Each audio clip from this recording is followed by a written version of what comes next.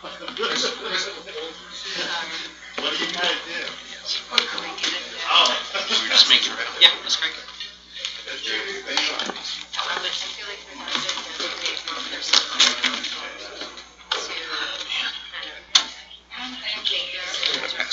Sure. Association again. We were. It was on the docket. It doesn't mean they're doing all the efforts, it just means they're already ready. So, I'm going to. do your back hands, communication.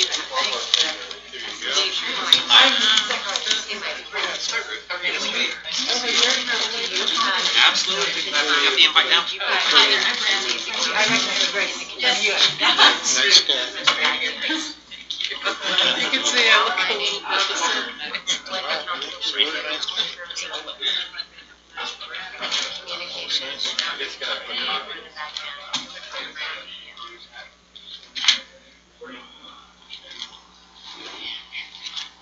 It would be like coordinating with Lisa. Good, how are you? And you and I can meet afterwards. And, like Ronnie pointed out, I want to do it for our, we want to have some measures in place for the next meeting. For the meeting.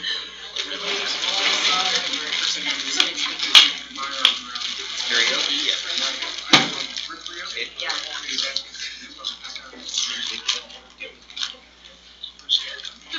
Yeah.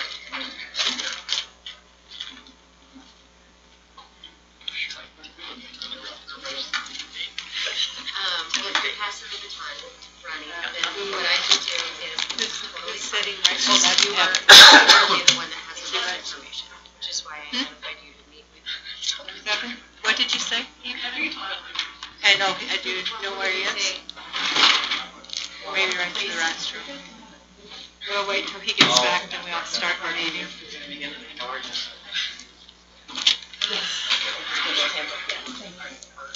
I'm missing something exciting. Was it beautiful? It was actually really gorgeous coming into Grand County just because the clouds kind of hanging over it. It was pretty amazing. I went up to the LaSalle last Sunday, spent the day up there. Hi, Terry. Yeah. I hear you got later. Jeez.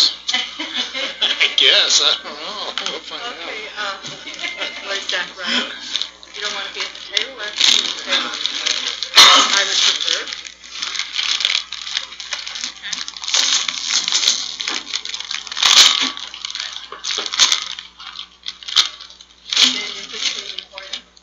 Thank you.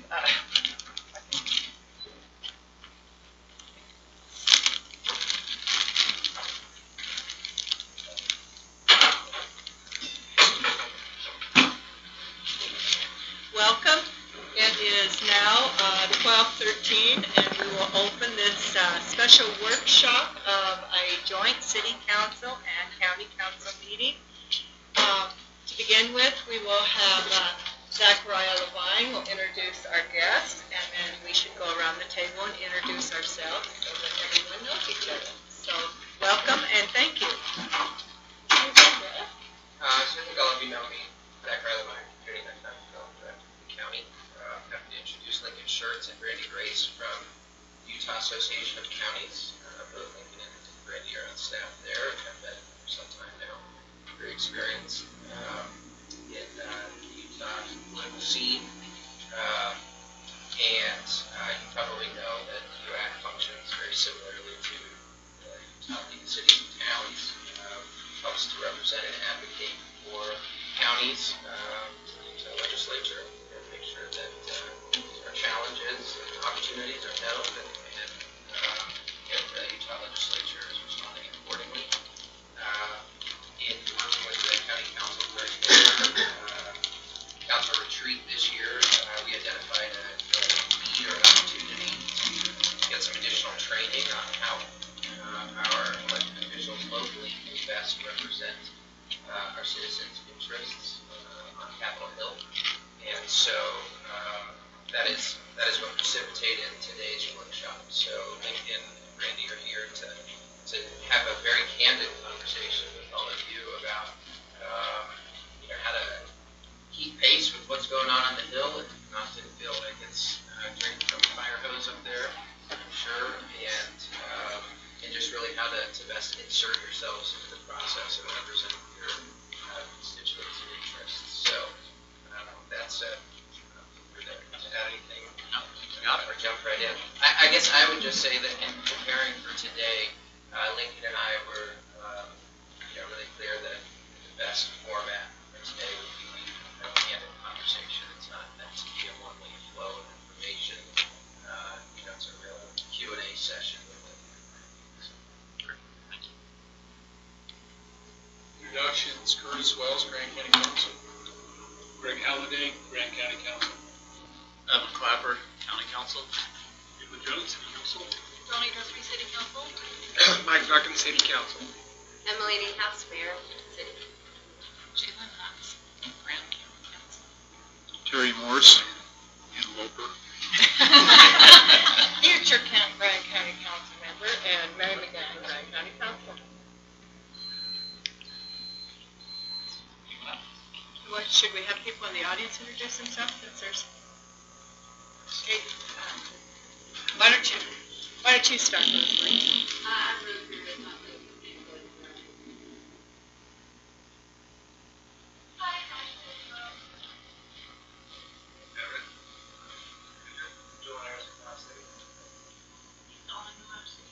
Nathaniel Smith with the Times Independent.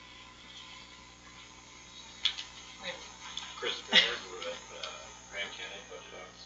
And I'm Ruth Dillon, County Council Administrator. Great. Ready to launch right into it? Yes. Do I need the mic, or can everyone hear okay? We're good? Okay, awesome. I think, as Zachariah said, I think the way this will be most useful is if it is interactive. So if you have questions, honestly, there is no flow to the presentation. Feel free to interrupt at any time, and I'm happy to answer any questions. As we got started kind of down this path when Zachariah first called, he really said they want a primer on how the legislature works. And it's always hard to do that because everyone comes from a different place in terms of their level of experience with the legislature. And what do you know and what don't you know? And I think oftentimes after doing this for 20 years, I presume people understand the process and there's kind of a basic level of understanding. And then as you start working with individuals, you realize sometimes it's best to start at how a bill becomes a law. And so, if you don't mind, maybe I'll just kind of start with some of the basics of the legislature, what the process looks like, what goes into it, and then we can dive into some of the issues if you'd like to talk about specific issues. And more than anything, just kind of give you a primer of what to expect in an upcoming legislative session. I asked Brandy to come down, and the reason for that is Brandy spent 16 years as the county auditor in Millard County. And so I think her perspective as an elected official coming from a rural county is kind of helpful as well to make sure she can give some perspective that I don't necessarily have, which is what does it mean to be off the Wasatch Front, trying to engage with the legislature that seems fairly responsive to the urban areas, but less responsive to the rural areas, and how do you really engage in a meaningful way when you don't live within 30 minutes of the Capitol. To give you a little bit of background of myself, I feel at home in this group, in part because I spent 15 years representing the Utah League of Cities and Towns. I was their head lobbyist for 15 years, so worked closely with Mayor Sakerson when he was mayor, and with Moab City on a host of issues, and certainly with the other 245 cities in the state of Utah. I have been doing the lobbying work for the Association of County for 4 years, so I at least pat myself on the back and say, you may have a unique perspective in understanding how local government interfaces with the legislature. One thing to add, we can touch on it briefly if you'd like. We also do advocacy work at the federal level. Most of that is done through the National Association of Counties, and most of that work tends to be on public lands issues because obviously our public lands are largely have a federal jurisdiction versus a state jurisdiction, which requires some federal interaction. So I can talk a little bit about that if that's of interest as well, but for the most of the conversation today, I think we're going to just focus on what the Utah legislature looks like and ways in which you can be engaged in that conversation. First, I think the best place you can go, and it's a really accessible website, is to go I put it at the top of the one pager I handed out, is the legislative website. It's fairly user-friendly. Again, I say that coming from someone who interacts with it on a daily basis. But if you head there, you can see what bills are being filed. You can see what the calendar looks like. You can see who legislators are. You can find out what individual committees are doing. It's a really good resource for just about anyone with a little bit of effort to go and find out what's going on legislatively. Oh, did we get those all passed around? Does everybody have these? Sorry, I thought they merged and ended here. So it seemed like there was a merger. And I provided the acquisition. So again, one of the great resources is obviously the legislative website. It is going to be agnostic when it comes to kind of a political theory or direction that they're wanting to go. They obviously try and strike a balance in terms of providing information without providing any sort of political narrative as to which direction the legislature should go.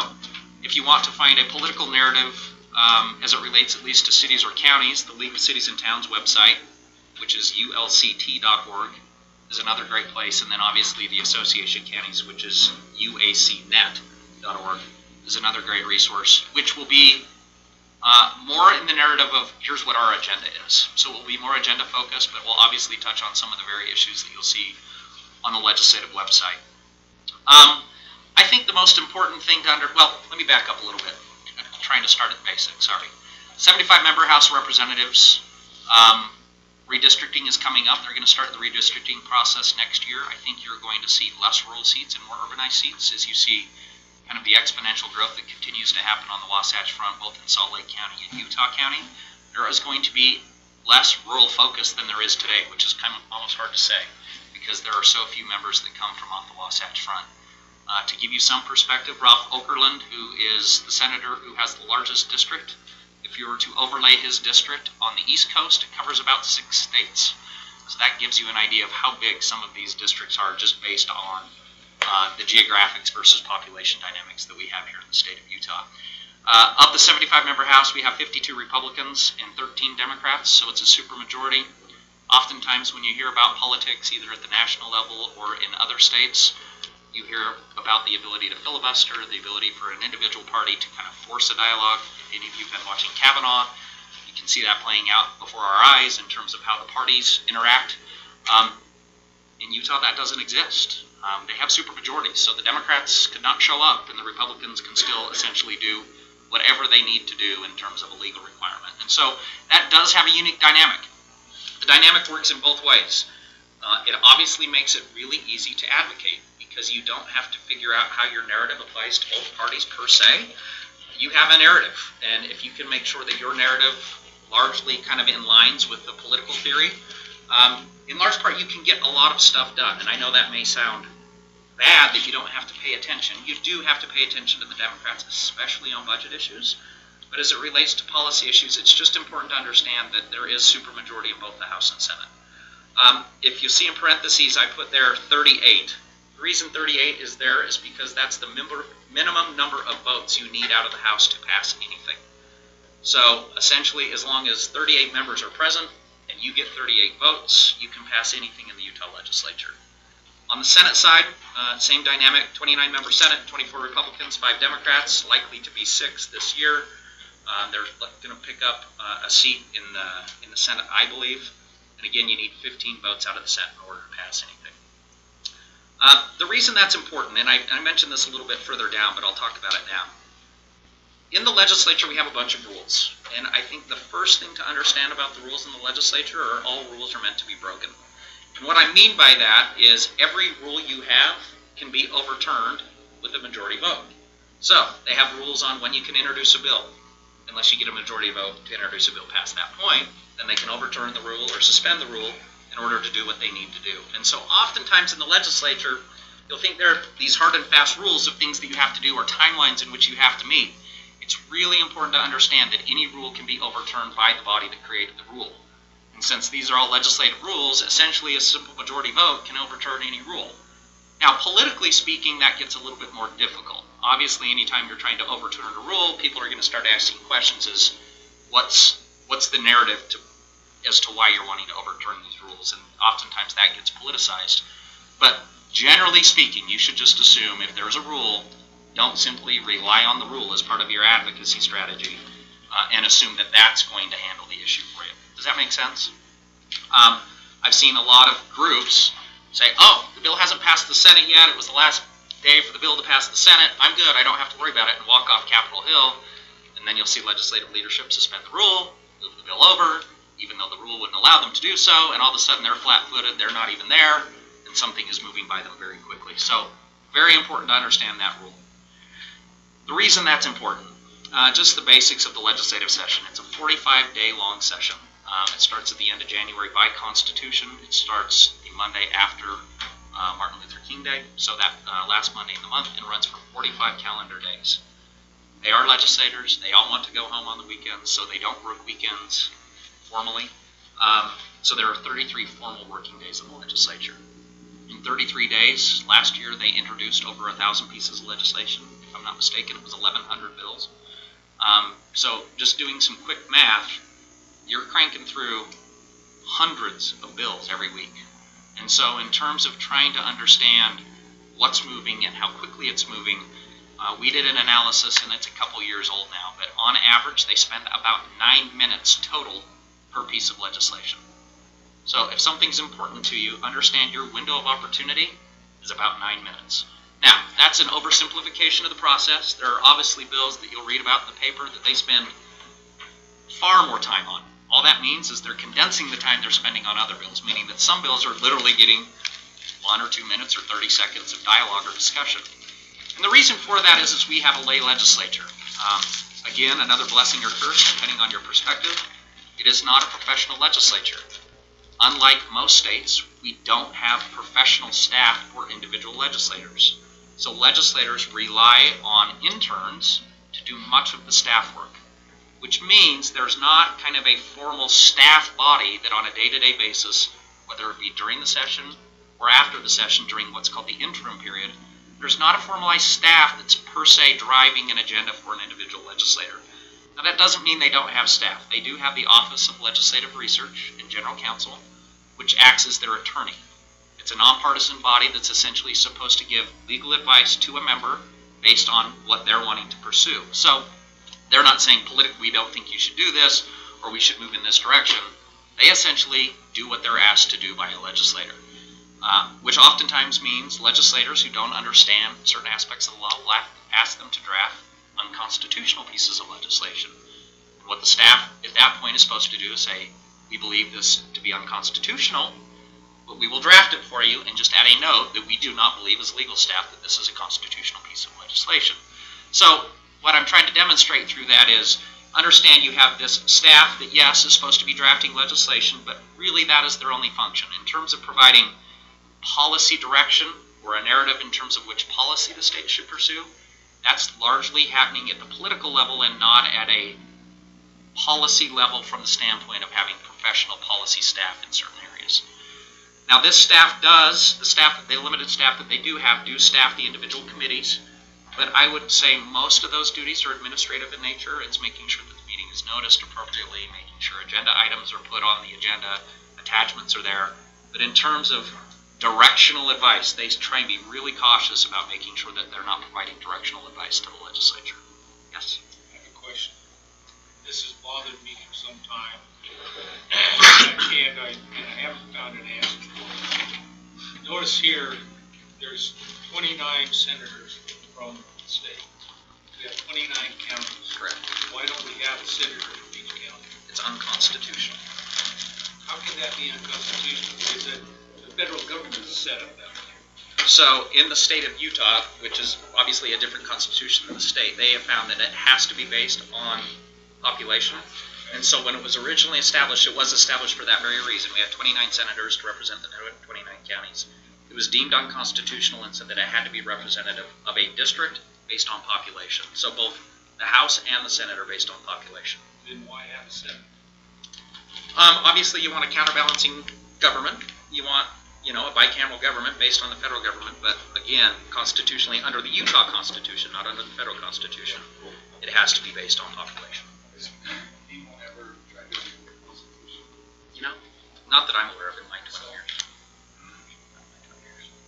it just boggles my mind because the federal government is set up the way, no matter how big or small a state is, they have at least 2 senators, so they have representation. We've got 29 counties, we have 29 senators. At one time, there was 1 senator from each county, so each county would have a voice in Salt Lake. And now they've done away with that. So, There you go, Greg, get it back. yeah, I know, it just, I think the big issue is if you look at the federal government, there was this notion when we were establishing the federal government that they were to be responsive to the states, and so that there was this notion that the states would have power in addition to the population. For the state of Utah, local governments are considered political subdivisions of the state, so they are not independent of the state, as states would argue they're independent of the federal government. Political subdivisions are technically organized by the state, and so from that standpoint, there is just this kind of fundamental difference in structure, which is why I believe our Constitution was set up in the way in which it's based on population and not based on a political subdivision having some unique authority over the individual. well, then you could argue the point that however that Senate thing is shaped, there's 70,000 people, that needs to be counted. Yeah. So you will be able to vote on something similar to that this year in terms of an initiative, and the only reason I say that is there is a redistricting and boundary commission proposal that's on the ballot this year that is hoping to get rid of perceived gerrymandering that occurs through the redistricting process. And so through that, I think there is an interest in what's called preserving areas of interest, and so trying to keep communities together versus having these Senate districts that kind of meander and look gerrymandered. It becomes very difficult in Utah because we are the 8th most dense population, which is kind of interesting to think about, in the nation, meaning that our population density along the Wasatch Front is the 8th most dense of any state in the nation. And so it's hard to have these Senate districts really, kind of look as you would based on a county basis because we have such a large state with limited population outside of that Wasatch Front. And it's only going to get worse. But then that makes the small counties have very little voice in Salt Lake. Absolutely. We just gotta get louder. And if you're to look at leadership elections, leadership matters in the legislature as it does in Congress. If you look at leadership, it is overwhelmingly Wasatch Front. As I'm looking through the House, the farthest flung we have someone off the Wasatch Front would be Mapleton in Utah County, and everyone else is within that I-15 corridor between essentially Layton and Salt Lake. So a very consolidated leadership board as well. What percentage? It's about the last I checked, it was like 82% of the population is on the Wasatch Front, depending on how you define the Wasatch Front. For that purpose, it's defined from Fox Elder County down through Utah. Not Basin. Yeah, not including the Wasatch Back, which is some of the Wasatch County. Well, you've got a question for it. So you're going to get to it, I hope. But my understanding is because the formal legislative session is so short, if you really want anything to be passed, you have to get it to your reps, and there's a whole other process that goes on before the legislature convenes. Can you address that? Yeah, absolutely. That's a great segue. We fool ourselves into thinking that it's a part-time legislature, and I've been working hard, as Brandy will tell you, in trying to get county officials to give me information as soon as April and May for the next legislative session because of that very reason. So as soon as the session ends, and after the governor has exercised his veto period, which is a period of days in which he can veto bills, the day in which that finalizes, which is essentially middle of April, they can start filing bills for the next legislative session. And the way in which the filing process works in the Utah legislature is first in queue is first in line to be drafted. So whoever gets bills in first is first in line to get bills drafted, except each member is given 3 priority bills. And so on both sides, each member can essentially designate 3 priority bills. And once they have got those 3 allotted bills, they will draft priority bills first, and then if they have additional time, they will draft non-priority bills.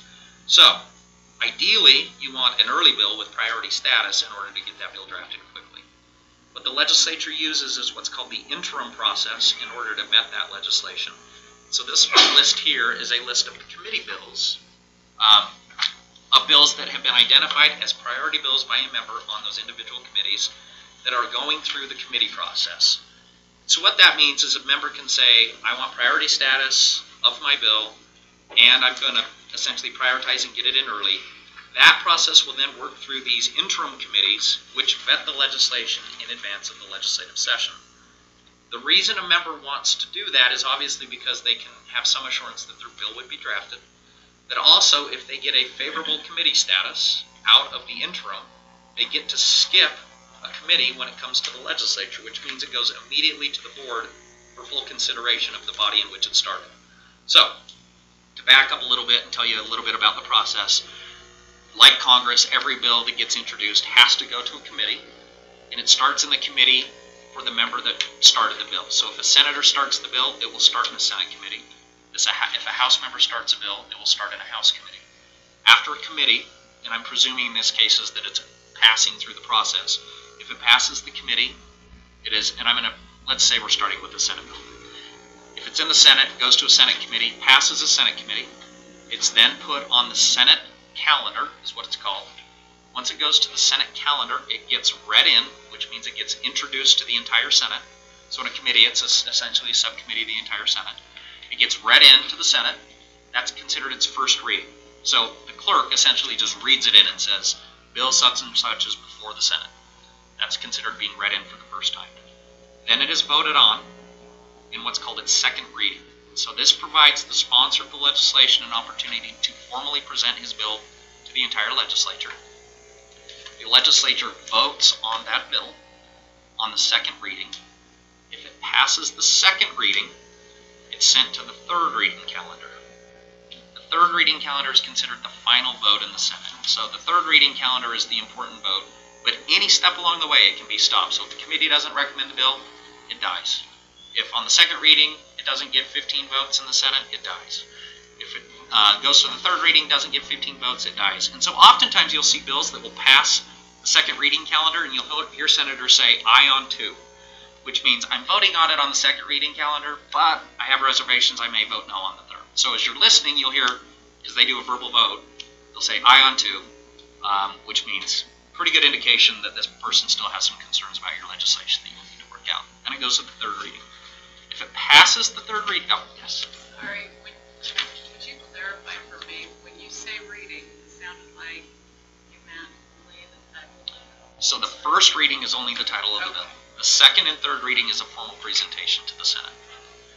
After So the entire bill gets read? it doesn't get read, they get an opportunity to present the bill. And so everyone will have a copy of the bill. It comes up. You can be reading through the bill. Hopefully senators have read the legislation, understand what's in it. It's their opportunity to ask questions, have debate on the legislation, but they don't actually read the bill. It's called a reading, but it's more of just a formal presentation of the high points of the legislation, which is worrisome in the legislative process, right? Especially on local government issues. There are several things. I mean, they have bills that will be 300 and 400 pages long, and you'll have groups arguing over literally the placement of a comma, or the use of the word and versus or. We never do that here. Right? And so Somebody's got to do that. imagine a process by which you have 1,000 of these things flying through, and an and versus an or can be a big deal. And you're trying to have that conversation in the context of everything else that's going on. Making sure that you're effectively getting that point across becomes increasingly more difficult with the amount of work that they're trying to do. But that's essentially the lobbying process. Obviously, a bunch of that work happens outside of the formal process. No lobbyists, no one other than senators or House members can present on the floor, so there can't be someone that gets up from the public and says, BS, we don't like what he's doing, or this is a problem for us. It's just the senators. And so if you're trying to get something amended, you have to work with other legislators in the body to say, here's our concern, can you bring this up during the formal debate on the bill? Here's a suggested amendment, can you get this drafted to introduce when the bill's being presented? And so you're essentially, as a lobbyist, working through other legislators to influence the legislation. 80% of it is done with the sponsor of the legislation. In most circumstances, it's, whoops, I didn't even think of that, I didn't understand that unintended consequence, let's get an amendment drafted, and you're doing most of that with the sponsor. There are some times in which you have an obstinate sponsor who you can't get them to move in your direction, and so you have to work other members to get an amendment introduced, which is a formal process where a senator has to essentially ask for an amendment. They have to get it drafted. That gets presented on the floor at the time in which they're debating the bill. You have to go around to 29 legislators and hopefully get 15 votes to get your amendment into the legislation. So they'll vote on amendments. They'll vote on killing. I mean, they're voting on every aspect of the legislation similar to what you would do in a city council meeting or in a county commissioner council meeting. So that's the process in the Senate. Presuming it passes the Senate, it then goes over to the House. And the same process happens in the House. You go to a committee, you then go to the House. The House does it a little different than the Senate because of the size. There are 75 members. They still read the bill in for the first time, which is just the title of the bill. But they consolidate the second and third reading calendar. So when they read the bill, there is one debate. And they essentially consolidate second and third. So they say, they'll reintroduce the bill and say, we're considering Bill X, introduce it. We will now consider Bill X for the third time. So essentially that second reading of the bill at the beginning of introduction is considered the second reading. And then they consider it formally for the third time. So a more consolidated process. But again, they have the debate. Let's say you were trying to work an amendment, you didn't get the amendment in the Senate. You could try the same process in the House, essentially giving you another opportunity to try and get some sort of amendment or change to the bill. That's what you're seeking. Just to run this out completely, let's presume you didn't get the amendment in the Senate, but you did get the amendment in the House. Since the bill started in the Senate, it has to go back to the Senate for reconsideration with the amendment in it. So again, if you don't get it in the body of origin where it started, and you get it over here, what the presumption is the Senate didn't vote on this version of the bill. They only voted on the original version of the bill. So any amendment that happens in the secondary body has to go back to the original body for what's called concurrence. So the Senate then has an opportunity to concur. Those usually go very fast. They'll bring it up. They'll say, does the Senate concur? The sponsor's okay with the amendment. Concurrence happens like this. If the Senate does not concur, they can go to what's called a conference committee, where essentially leadership in the House and leadership in the Senate appoint a group that comes together to conference to see if they can work out their differences. If they work out their differences, both bodies present a worked out bill draft to each body. They concur with the concurrence, and essentially, or they concur with the conference committee report, and that's the bill that finally passes and goes to the governor. But again, you can see the process is intended to kill bills. The process is not intended to pass bills. And the reason I say that is because they essentially give you 8 to 10 opportunities to kill a bill. 3 in the Senate, 3 in the House, plus conference committee, plus concurrence. I mean, there's all of these opportunities to either amend or kill the bill, and the logic is it should be hard to pass laws. It shouldn't be easy to pass laws. Now, the problem is, because of the volume of bills, a lot of stuff gets by. I mean, it's just the nature of the beast. I think it's a shortcoming of our legislature. There have been ongoing conversations with legislative leadership that they should limit the number of bill files that can be introduced in a given year. Just understand, from a political dynamic, the reason they don't do that is because you get appointed by your members into leadership. And so it's politically kind of difficult to say, hey, thanks for your vote, you only get one bill. Right? Like, there's a natural incentive to help your members do what they want to do because they're the ones that appoint you to leadership. And so there's this kind of tension between, I think, everyone acknowledging we have way too many bill files, but no one being willing to politically stand up and say, we're going to put an end to it by limiting the number of bills that get introduced into a session. What they have relied on, and this is why leadership is so important, is the sifting process. So the Speaker of the House and what's called the Rules Chair in both the House and the Senate get to sift legislation. So if you don't appreciate consolidated leadership, this is the perfect example. Essentially, if you're good as a lobbyist, you can go to leadership and say, I really don't like that bill. Can you make sure that that gets hung up in rules and doesn't get sifted? So the Rules Committee is the bill that sends bills out to committee for consideration. Well, the Rules Committee can just sit on a bill. They don't have to send it to committee. The bill never gets sent to committee. It never gets considered. And so lobbyists, one of the common tactics of lobbyists is to say, I don't like that legislation. We've all worked with leadership. I'm just going to go to leadership and say, I need your rules chair to sit on the bill. It says yes or no. The rules chair is willing to sit on the bill. They'll do so. Now, you can force their hand by getting the committee to force it to a committee.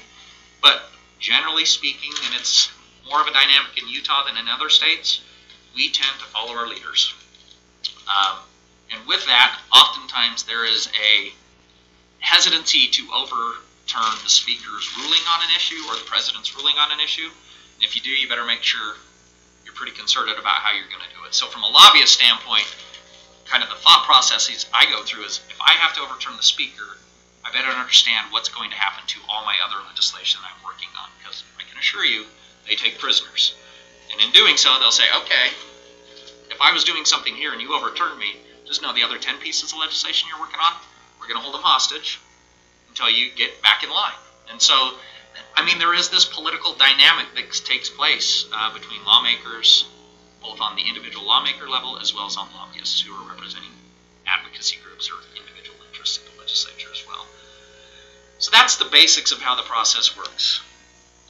In terms of leadership, I mentioned to you one way in which leadership is very important. Obviously, the sifting process is critical.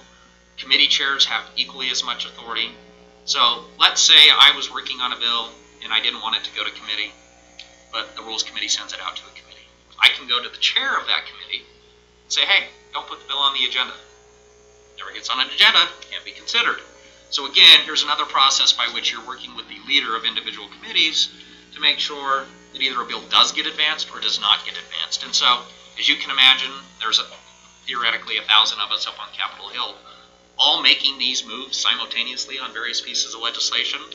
That's a lot of pieces to watch, which is why it's important to make sure that you're working closely with your advocacy groups on these sorts of issues, because there's no way 3.5 hours away from the Capitol trying to do this remotely that you're going to be effective unless you have a group in which you're working with to make sure that they understand what your issues are and you've prioritized your issues so that they know this is of critical importance to Grand County or to Moab City, and you need to make sure you're watching this for us, because candidly speaking, I don't know how you could effectively do it remotely. For those of you who've been up there, you can see how quickly things are moving. It's just very, very fast. Now overlay something that I, in my opinion, think is even more important than all these bills. Most legislators get caught up in bills. I had a great speaker of the House once told me, he said, you know, the biggest ruse that is run up here is all these legislators think they're doing something by passing legislation. We're about 5 of us sit in a back room and balance a $16 billion budget.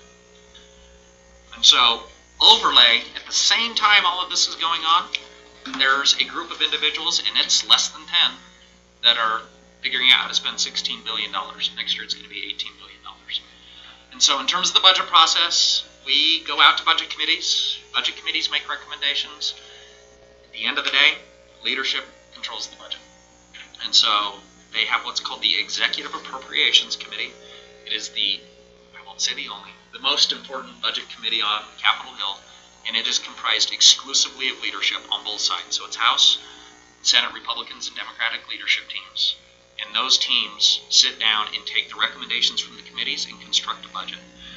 Just like any of your advisory committees at the local level, the committee recommendations are advisory and are rarely followed. So I won't say that's what happens in your areas, but at the legislative level, the advisory committees are rarely followed uniformly. There is a lot of tweaking. $18 billion sounds like a lot of money. 80% of it is non-discretionary spending. So when I say that, there is mandatory spending programs. Constitutionally, all of the income tax has to go to public education. Now, you can argue about what portion or where it should go in education, but constitutionally, every dollar we get in income tax goes to education, to public ed, not higher ed.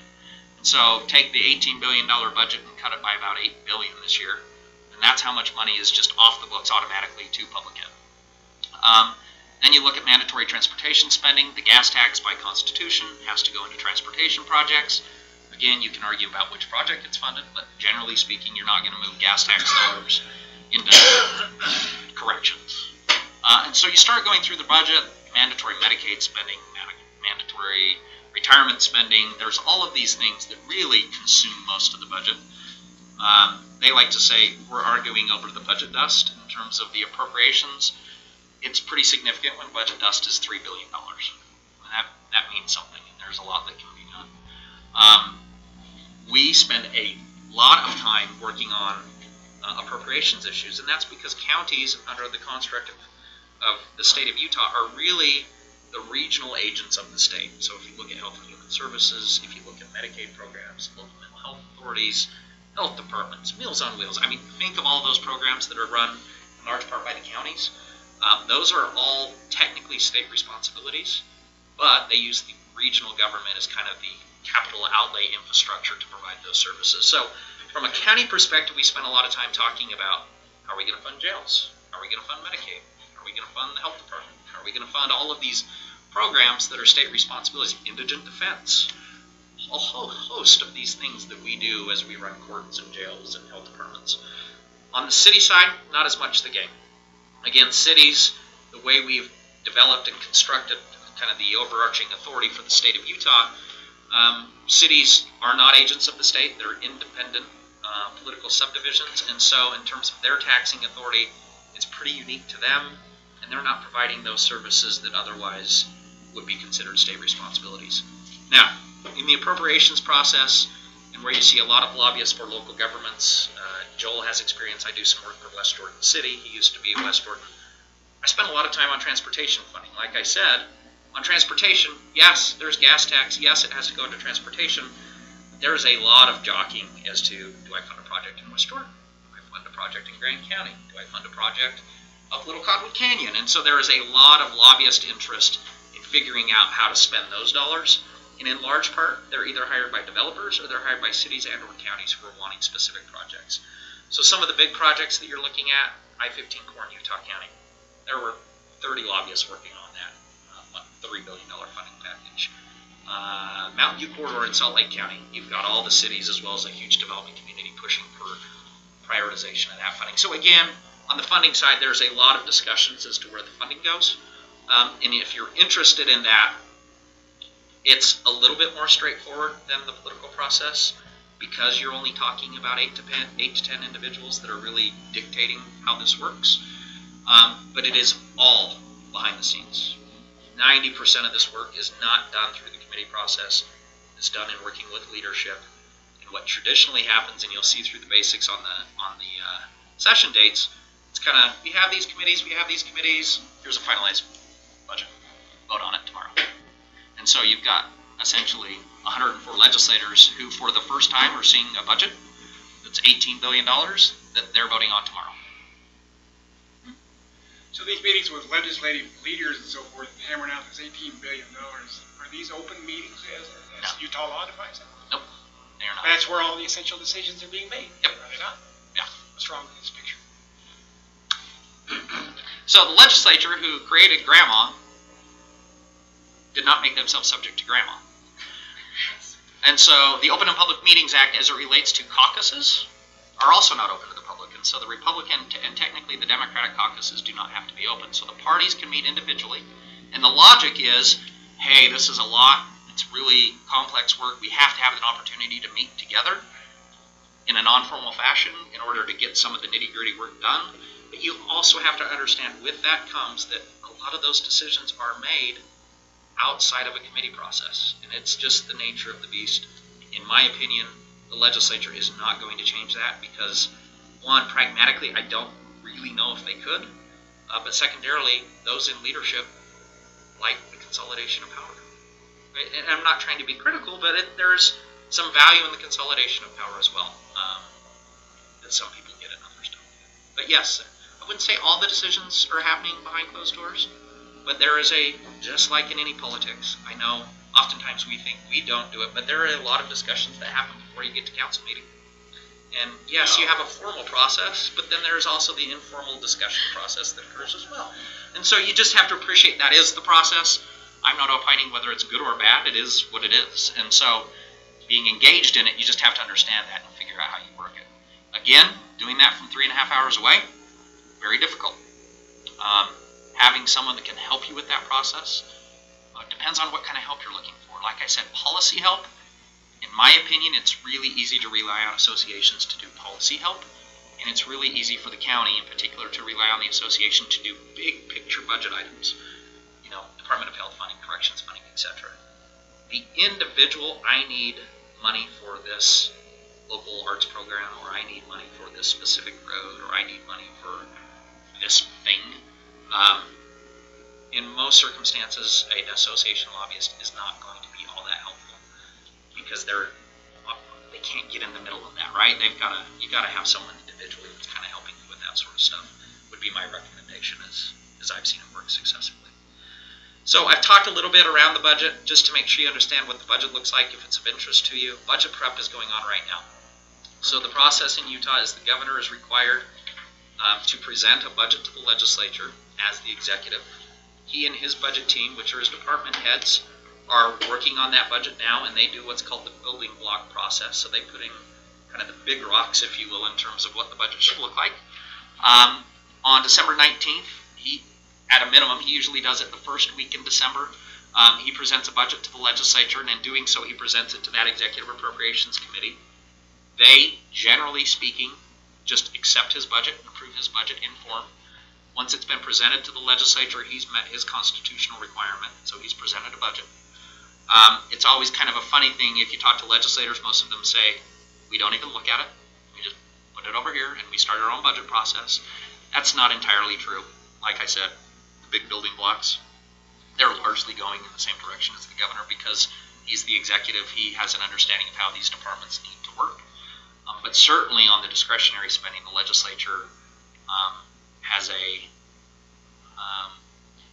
a lot of interest in making sure that their fingerprints are on the discretionary spending. And so for those pieces, you'll see the legislature spend a lot of time kind of dissecting his budget and reorganizing the budget. Now, once they have done that through the legislative process, it has to go back to the governor. He can line item veto in the state of Utah. And so they have to work with the governor if they want to make sure something gets funded. What they don't have to work with the governor on is striking funding. So if he puts forward funding for a program you don't like and they strike it, you can't line item veto something that doesn't exist. So from that standpoint, they can pull things out pretty easily. Putting things in needs a little bit more collaboration, and so really that's where you see the Senate, the House, and the governor. And in large part, it's the Speaker of the House, the President of the Senate, and the governor sit down, and they horse trade. That's the basics of it. They'll say, I want this, well, I want this. Okay, let's figure out how we can meet in the middle. If you'll fund this program, then we'll fund this program, type of a dynamic that takes place. And again, as you can imagine, that conversation is not happening in some sort of formal setting. It's usually happening at the governor's mansion a couple days before they finalize the budget. So that's kind of the process that occurs in terms of the final brush strokes of the budget. And like I said, these are the fine details. These are not the big building blocks. The big building blocks, there is a very public process to be engaged in. It's the fine strokes as to where you're getting, if you will, the behind-the-scenes dynamics of the budget process. First day of the session, January 28th. Put that on your calendars if you're interested. Pretty slow the first week in most circumstance, a lot of pomp and circumstance, and then it's full tilt. They're moving. They get a final budget report to the legislature, meaning the economists come back and say, this is what we project our budget to be based on economic forecasting. That's the number that we're moving towards. So as they're balancing their budget, they're not looking back. They do a projection that comes 1st of February, and they essentially say, okay, here's what we're going to budget to, and then that's the number that they're all trying to budget to. And so really come second week in February, you kind of see this bifurcation of the legislature in terms of this group doing budget, and then this whole other group that's doing kind of the policy work.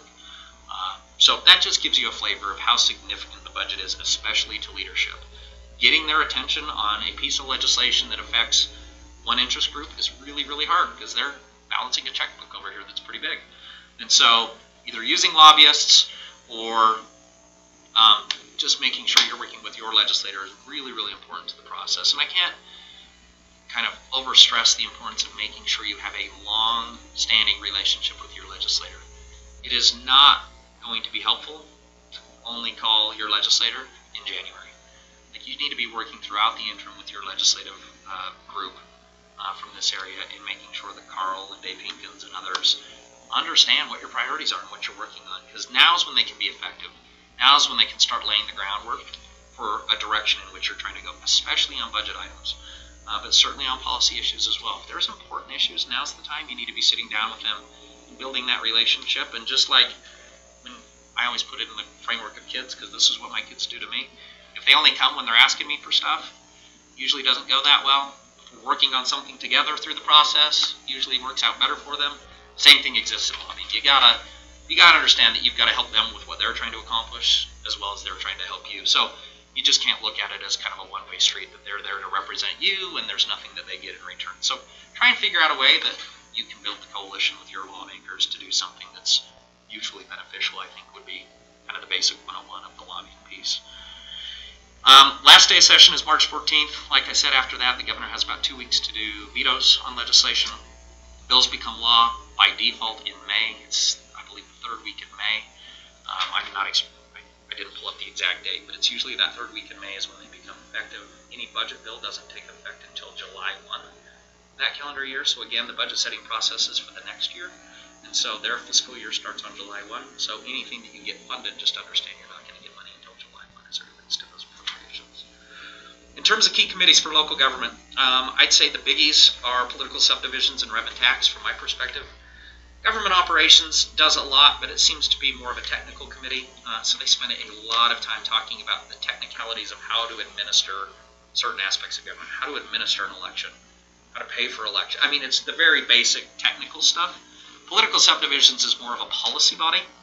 And so that policy body, as I put down here, talks a lot about a lot of things. One of the biggies this year is going to be affordable housing and inclusionary zoning. There is a huge push to do stuff on land use. So if you care about land use, which I know the cities may more so than the county, at least that's been my experience. Counties care a lot. Most of our counties are like, yeah, we don't do land use. But land use is going to be a big deal this year. And let me tell you why. And this, please don't take this as a criticism. The legislature is a lay legislature, which means they have full-time jobs. Incoming Speaker of the House, if everything goes as I anticipate, second largest home builder in the state of Utah. Is Majority Whip, third largest home builder in the state of Utah. Senate President, one of the largest commercial developers in the state of Utah. You getting the trend? They care about land use. We're seeing huge development throughout the state of Utah, and getting product to market is a big issue.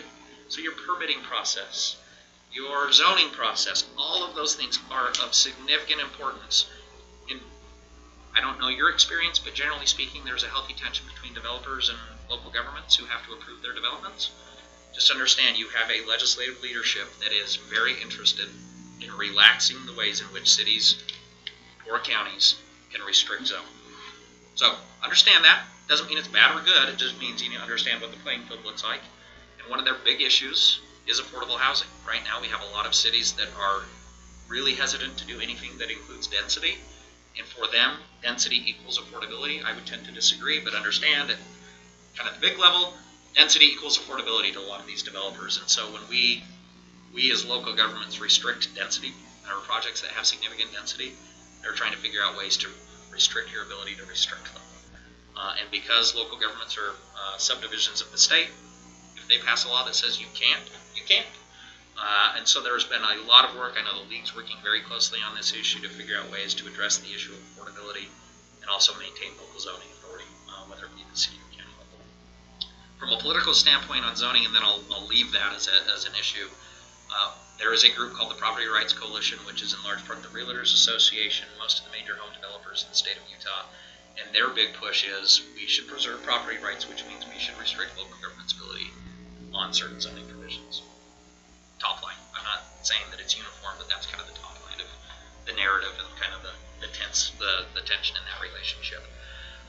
Revenue and taxation is a big issue. I think it's going to be a big issue again this year. This is more of a county issue. Like everywhere in the state, values are going up exponentially, especially on the Wasatch Front, but I'm assuming it's happening here as well. As values go up, people get more sensitive to what their property tax bill looks like. And in so doing, they contact legislators and say, why are our property taxes going up as fast as they are? And so there has been an immense amount of pressure to look at the assessment methodology used by counties when we're assessing properties. There have been potential pieces of legislation trying to restrict how much a property can appreciate in a given year, even though constitutionally we can't. But it gives you at least a narrative of where folks are trying to go and saying, taxes are important to us. What are we doing on taxes, and where should we be going? The other big issue is infrastructure. There's a lot of discussion about infrastructure funding.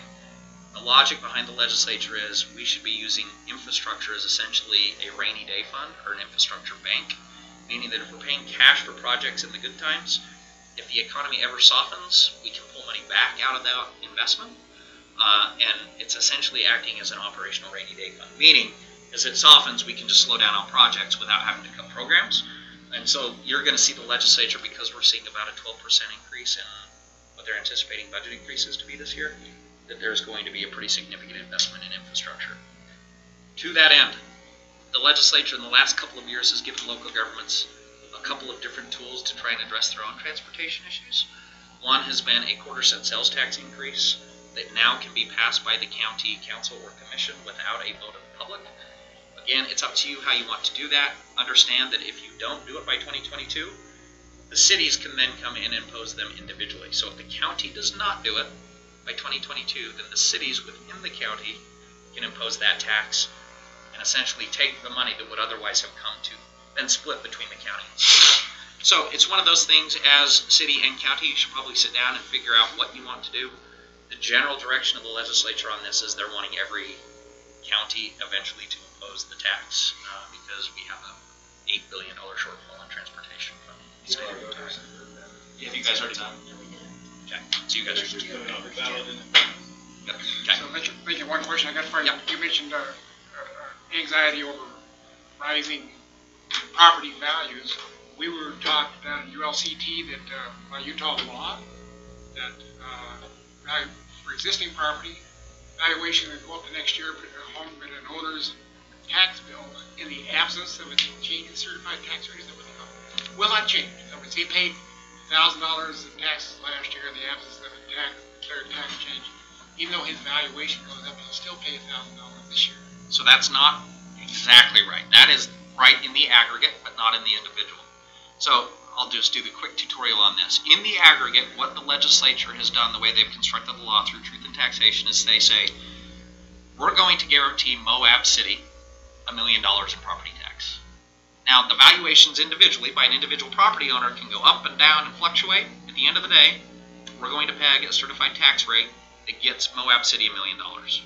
So, if your value goes up and my value goes down, you're going to pay a greater proportionate share of the tax burden, even though the overall tax burden in the aggregate has not moved at all. It's $1 million. I understand that, but if you've got a group of homes and they're typically homes, one goes up and the other goes down, most homes are appreciating in value consistently across the board.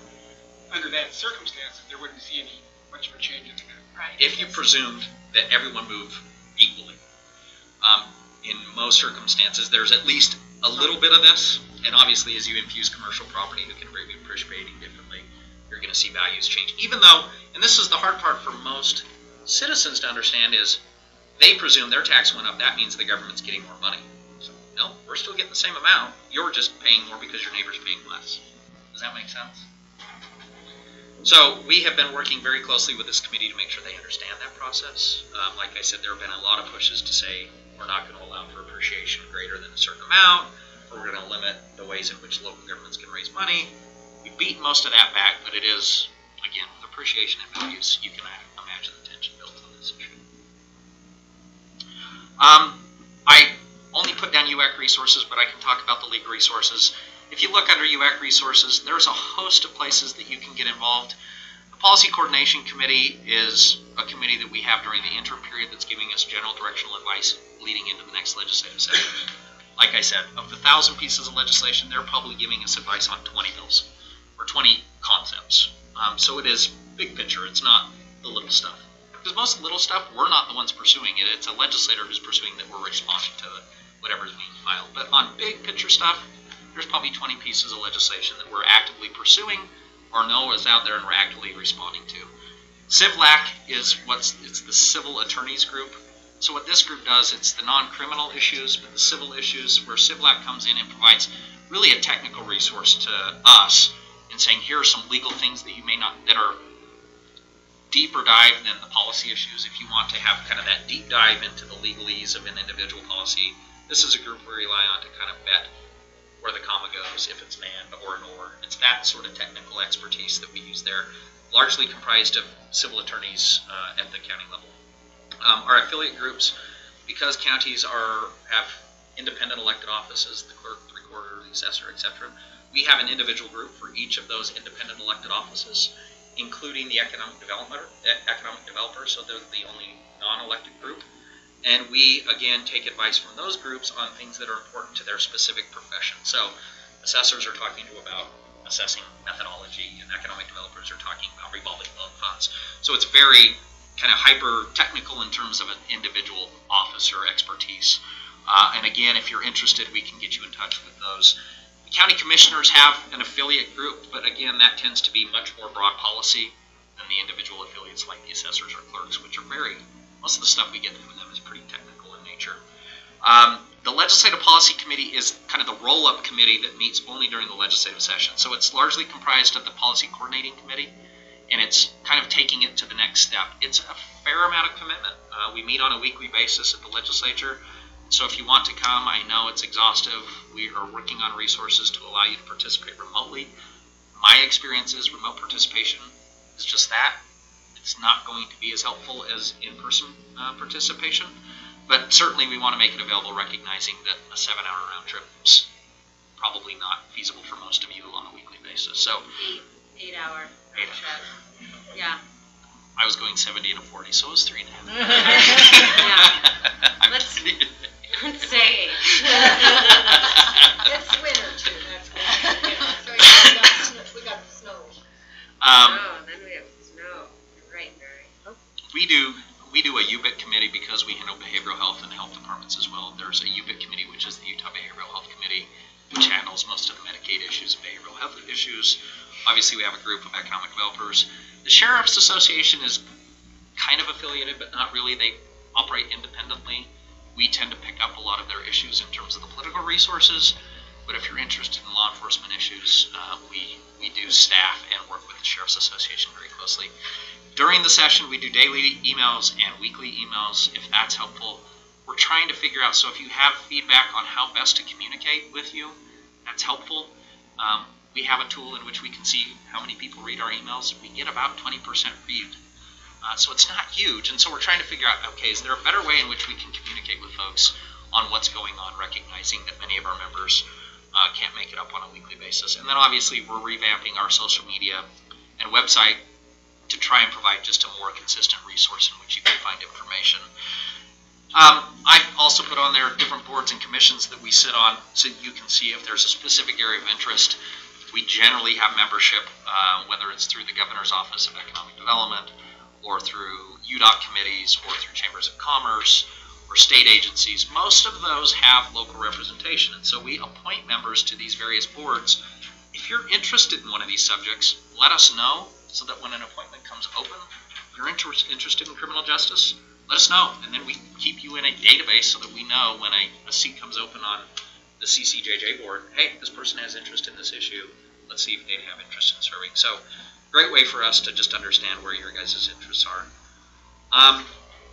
Then I put places to get involved at the very bottom. This just gives you an idea of the various areas. Board of directors, obviously the policy committee are the two biggies on the UX side. The same thing exists for the league. They have a board of directors and a nomination process for that. If you're interested, I would encourage you to serve. I think both organizations have a pretty engaged board. They tackle a lot of issues and attempt to tackle a lot of issues, so it's a great place to get involved, as well as kind of directional advice to the associations, if that's of interest to you. And then obviously, if you're more interested in just the legislative piece, we have those legislative committees that can scratch that itch if you're interested. Last piece I will mention, because it's not specific to you, but I know of keen interest to you, and that is transient room tax. So 2 weeks ago, I got a call from the Speaker of the House. There has been some poking around on the TRT tax to see how counties are utilizing the TRT tax, and there was overwhelming misuse of the funds that was identified in a preliminary kind of scoping audit. And so the Speaker essentially called and said, we're doing a full-fledged audit on counties' utilization of the TRT tax and making sure that how they're using the tax complies with state law in terms of what the allowable uses are. So I say that just in the vein to make sure to prepare, because you're Grand County, you are going to get audited. Just prepare for that audit that's coming. 2 counties I've heard that are just blatantly not using the funds as should be aren't you. And I hope that continues to be the case, but just know that it's coming your way. So within the next couple, I would say within the next month or so, you'll probably get a call. Someone will get a call, if you haven't already, to say, We haven't got one yet. legislative auditors are coming, but just because of your guys' What's the fate of the 2 that are not using them? depends. One of them I think is pretty politically charged, so I'll just be candid with you. Salt Lake County buying Bonanza Flats, which is an area between Salt Lake County and Wasatch County, was heavily criticized and very political.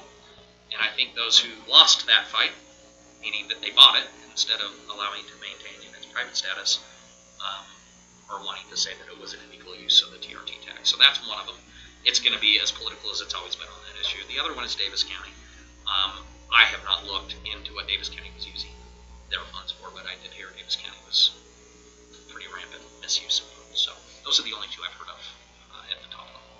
So, like on a related subject, you want to offer any sentiment on your assessment of the legislature's receptiveness to the notion of going the other direction? We'd like to expand the list of allowable uses. We have a severe housing problem down here. Sure. Industrial tourism, you're familiar with this. Now they all are.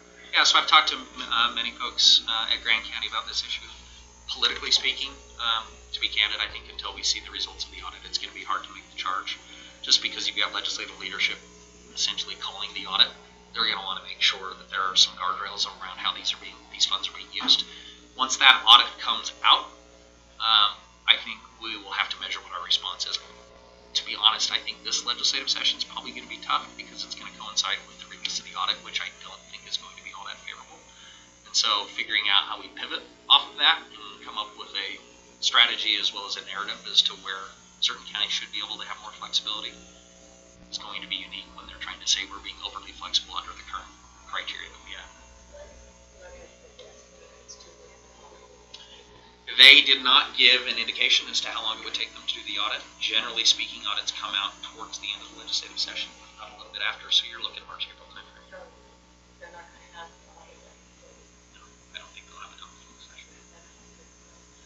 I think it would be very difficult to run legislation to give increased flexibility to counties in light of audit findings.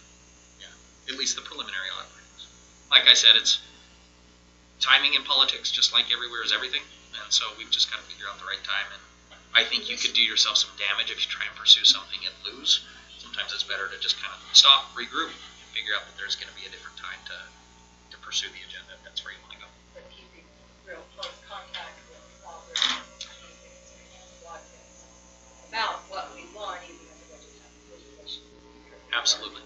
And we have been working a lot on this issue. I think the dynamic is different on the Wasatch Front versus off the Wasatch Front. I mean, you look at some of these communities, especially communities that are homes to national monuments or parks, it's a very different dynamic than funding fairgrounds in Davis County. Right. So I think they get it. We've got to figure out a different strategy, in my opinion, on how we work with our local tourism boards to make sure that we can at least get, I'm not saying that they have to fawn over the proposal, but we've got to figure out a way to soften their current position, which is we need to be putting more money into the TMPF. So when you're talking about the local council, is that what you're referring to? Yeah. Or the state? No, the local tourism councils. Because right now they're pretty anti. They want it all going into TMPF.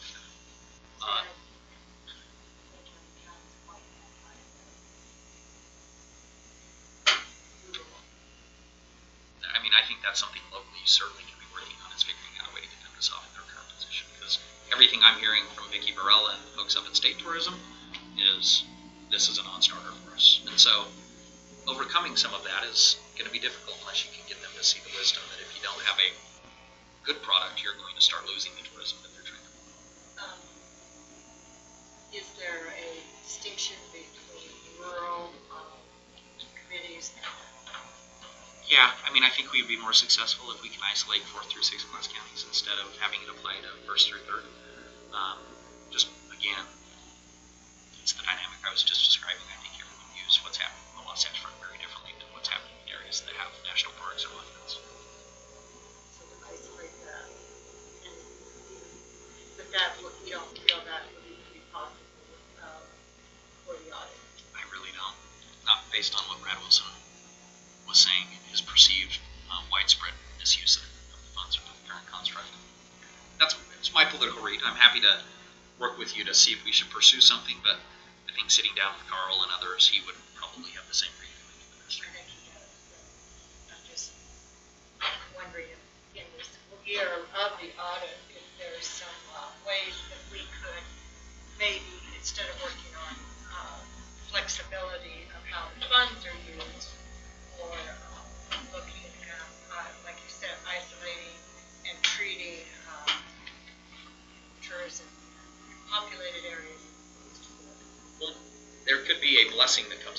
is if it's shown that yes, the current construct does not allow us to use funds for infrastructure, and we're seeing communities use it for infrastructure, I actually think that helps us make the case. What I'm fearful of is that if people are taking TRT dollars and subsidizing their general fund, that would be a very bad narrative. Whereas if it's, hey, yeah, they're using the funds to invest in infrastructure in their communities, then we can say, yeah, that's why we need to change the law to allow for infrastructure to be a part of an authorized use. And so, like I said, it's really hard to conjecture about, where this is going to go until you see the release on it. Part of the issue I think that we've had is trying to get a solid answer from the state auditor's office on what are the allowable uses for transient impact. They've actually declined to respond. And instead, That's unlike John. He'll give you his opinion on anything. We've got the emails to prove it, and the responses to prove it, and they've indicated, that we need to ask that question of our county attorney, who has issued a response, which is, rather liberal in its interpretation of the law, but we haven't actually acted on that because of the concerns that we have. Yeah.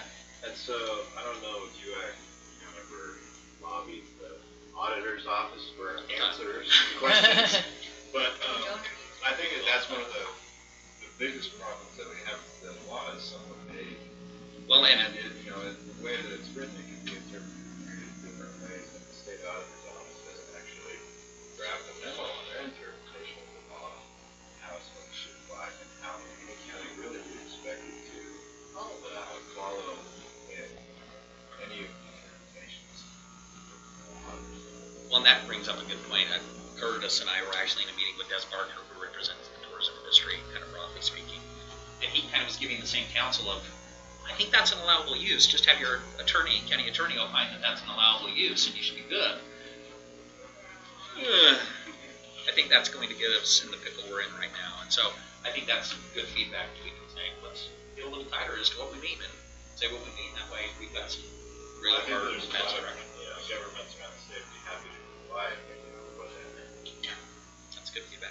What if there was, rather than trying to expand what those funds can be spent on, but just the percentage, like the split between mitigation and promotion? And we've talked about both. I don't know what the right answer is, and I think every community has kind of a different impression as to whether they want expanded uses or a change in the split. Would you say that it's similar, like climate-wise, in terms of maybe now's not the time to bring it up? What do you mean by that? Similar between? It's like if we're not trying to purchase land or fund affordable housing, but we're just saying instead of spending 2/3 on promotion, what if we spend half on promotion? This, more than anything, is where I think we need to sit down with the travel councils and figure out, because they are just so anti this. Well, I mean, that's their job. I Yeah. mean, that's their charter. They were created to do that. So The narrative of the legislature is that the county is not allowed excluding, trying to make the argument in relation to Roca. I would say it's probably going to be tough. It's going to be difficult to expand the school. Yes. If they bring this up a lot, could the state look at this and say, well, maybe we need to skim a little bit more off of this from the state? So the state created a fund 2 years ago where they essentially increased the TRT tax. I sit on the recreational grant committee that's orchestrated by GOA that allocates these funds. They had about $4 million last year. They're doing that, and I think part of the reason they're being so responsive to the Travel Council and others who are more tourism focused versus infrastructure focused or local government focused is because they did that over the top of the tourism community who was saying we're already overtaxed. So now I think they're saying, okay, yes, we taxed you, and I know you perceived it to be excessive. We're going to be pretty responsive to you on how the funds get used, is the current narrative. It's interesting to note that it was Brad Wilson who actually ran the bill to increase the tax, who's the incoming Speaker of the House, who's now the one that has essentially called for the audit. So I think he's trying to be as responsive to the travel councils and local tourism as kind of a, I don't want to call it a makeup call, but to a certain extent massaging that constituency who was pretty concerned that they increased the tax 2 years ago. Carl's comments, Representative Albrecht had a draft bill to expand the scope of mitigation from 2/3 to a half. His comments was that he met with, I don't want to speak for him, but he had met with the speaker after his audit hit and articulated to the speaker what he was trying to accomplish. And the speaker understood and concurred that they needed to let this audit play its course before he could pursue his legislation.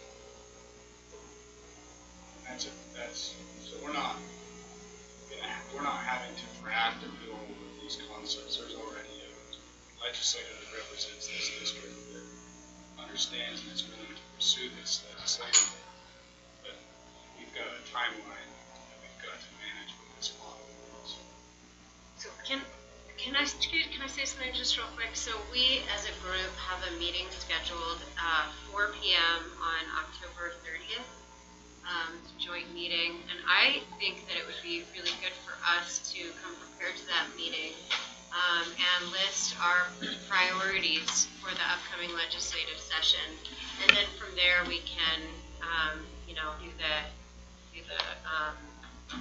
the work that we need to do to be heard during the session. If I can, just one piece of advice on that, because I've seen a lot of regional groups get together, and then their priority list is 30 bills long. I would try and be really thoughtful about here's kind of the top 5. You think 5? Well, I don't know what the number is, but I was going to say it's got to be a pretty constrained number. In part because if you really want them to focus, you've got to provide the focus. And so pick your top 3, pick your top 5, and say this is what we want to focus. We're going to bug you about a bunch of other stuff, but here's our agenda. 3 to 5 of the legislators that we are That are critical. And Mary and I are going to set that agenda after this meeting today, so that seems like, if all of you are good with that we prioritize as a group, yeah? Yeah, I think I didn't have that date down.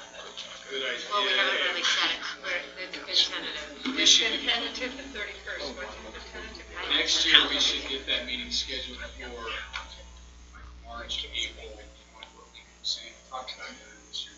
I think it's a good idea. Next year, we should get on that just as soon as the session's over. So we gotta get out ahead of the stuff. So Emily, I'm not sure the county council is aware of that October 30th, 4 o'clock joint meeting date. We can talk about it Okay. and then put it out there. It was something that we've been talking about, yeah.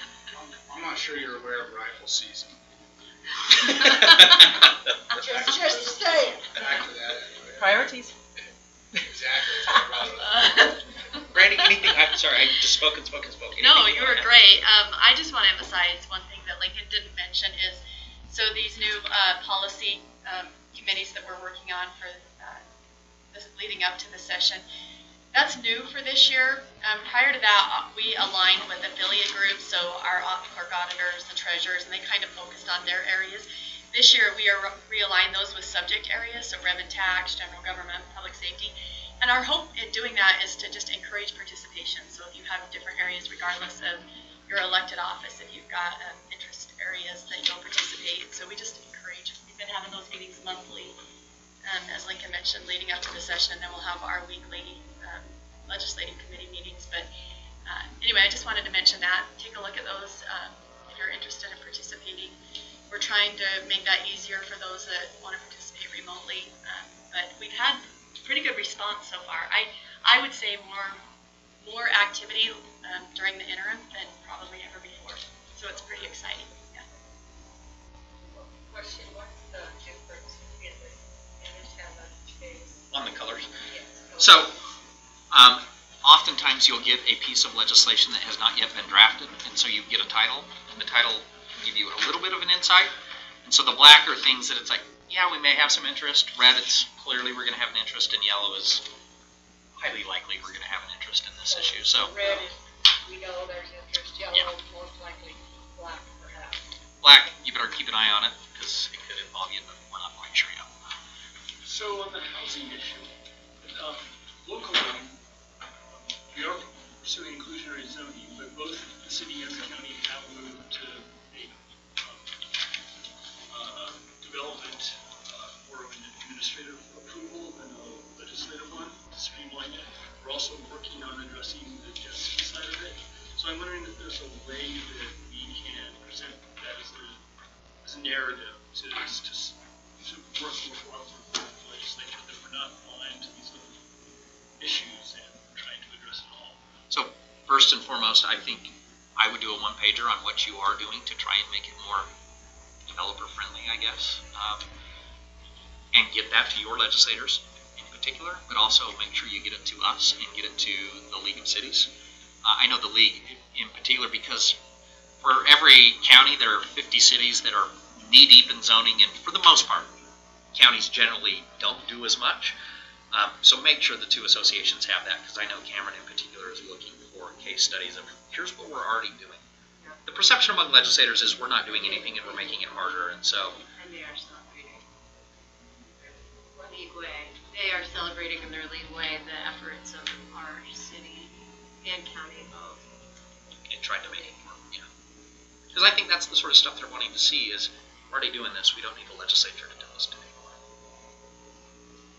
So if it's okay, I thought the sort of turn in the conversation that Emily provided was really helpful for moving from this sort of like specific topical conversation about legislation on TRT and housing to this like bigger question of how to be effective. And clearly there's a long-term element to the relationship building between local officials and state representatives. And then there's the fire hose experience during the legislative session.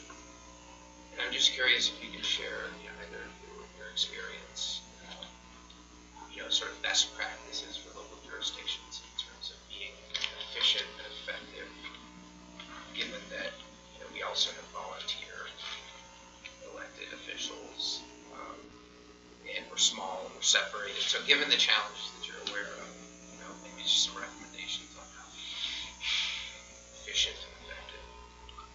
The first thing I will say is I think everyone, at least my experience in the past has been they come to these meetings and it's, we're going to be engaged. I think first and foremost you need to be realistic about how much time you can give, because it'll take as much as you can give. It's not a part-time job, it's not a 45-day job, it can literally consume you. So understand that and figure out how much time you want to give it. The first thing you got to do is set your priorities, and I think you need to realize there are going to be the 80 things you care about, and then there are going to be the 5 things you got to have. And making sure you keep your eye on the big game versus kind of the small game is important as well. The League and the Association are really good about the 80 bills. We're really good about that stuff.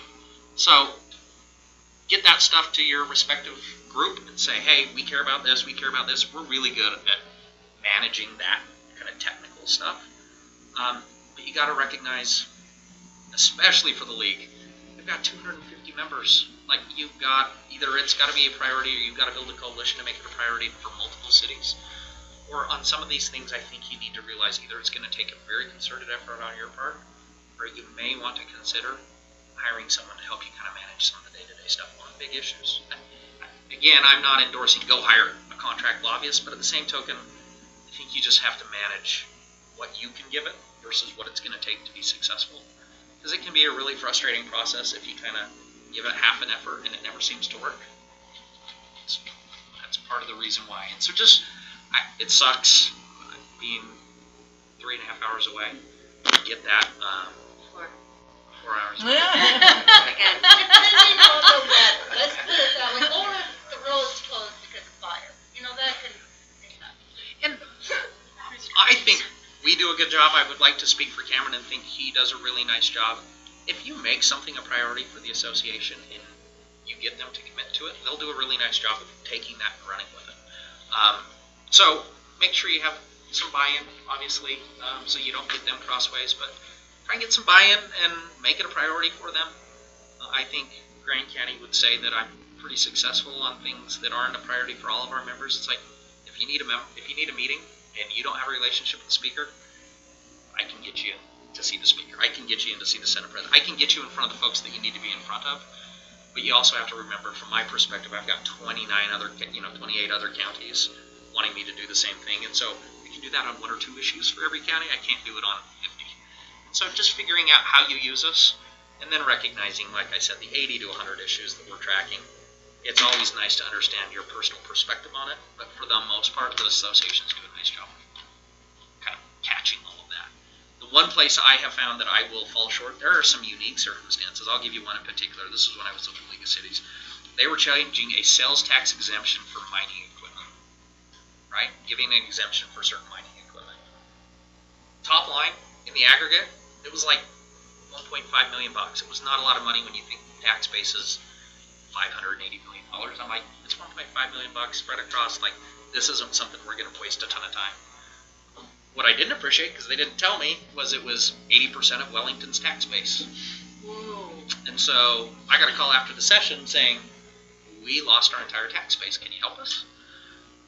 So there are those sorts of things that, at least, especially on the city side, because there are so many more members, I am not going to appreciate what your individual tax base looks like unless you tell me.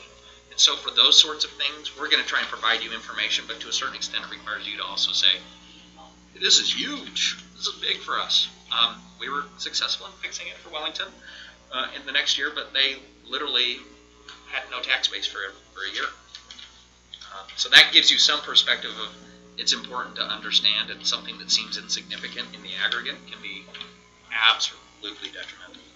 Okay, so just a narrative to get engaged and make sure you tell us your individual story too. Because if we had known that, I mean, that's an easy thing for us to fix. It's a lot harder to make up, as you can imagine. So, any other question? Hopefully that was helpful. Did I? Thank you for being here. Very helpful. Thank you. Thank you very much. Any other questions?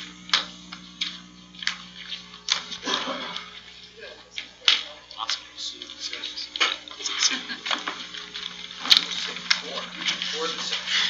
Before the session. Well, the next. Yeah, no, that's really well. So, Probably I- relates to this. Do we need a motion Motion to? to adjourn. Motion to adjourn?